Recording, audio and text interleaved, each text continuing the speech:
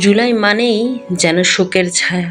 কোথা থেকে কালো ছায়া এসে পড়েছে আমাদের এই বাংলাদেশটার ওপর। জুলাই মানেই ভয়ঙ্কর বিভীষিকা। এত প্রবলেম এই জুলাই আমরা ফেস করছি বাংলাদেশের মানুষ। আমরা সবাই অসহায় হয়ে পড়েছি। চোখে পানি আসার মতো ঘটনা আজকে ঘটে গেল। যেগুলো ঘটনা বাইরের দেশে ঘটে সেগুলো ঘটনা এখন আমাদের দেশে আমাদের চোখের সামনে ঘটছে।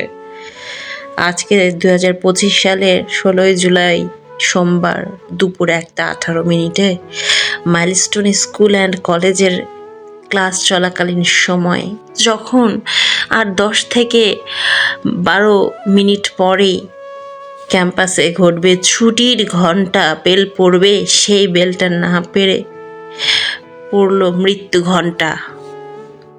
এই মৃত্যু ঘন্টা পড়ে গেল।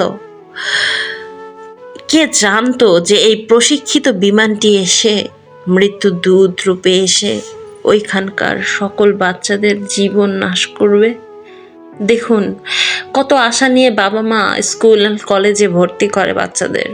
যারা স্কুল ঘন্টা বাজবে ছুটির সময় বাবা মা নিতে যাচ্ছিল, এরকম একটা সময় বাবা মা কি ভেবেছিল যে ওখানে নিতে যেয়ে বাচ্চাকে না, বাচ্চার নিথর দেহকে দেখতে হবে? এরকম ভাবনা কি কেউ ভেবেছে? আমাদের পুরো বাংলাদেশটা না কেমন যেন তলিয়ে যাচ্ছে, ধ্বংস হয়ে যাচ্ছে। কার যেন শকুনে একটা ছায়া পড়ে গেছে বাংলাদেশে।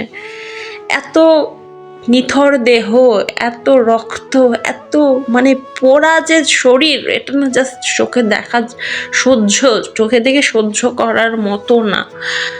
আমি নিজেও এই ভিডিওগুলো ফোনে দেখে অনেক কেঁদেছি। সামনে দেখলে হয়তো সহ্য করতে পারতাম না, হয়তো আগুনে ঝাঁপ দিতাম ওদেরকে বাঁচানোর জন্য।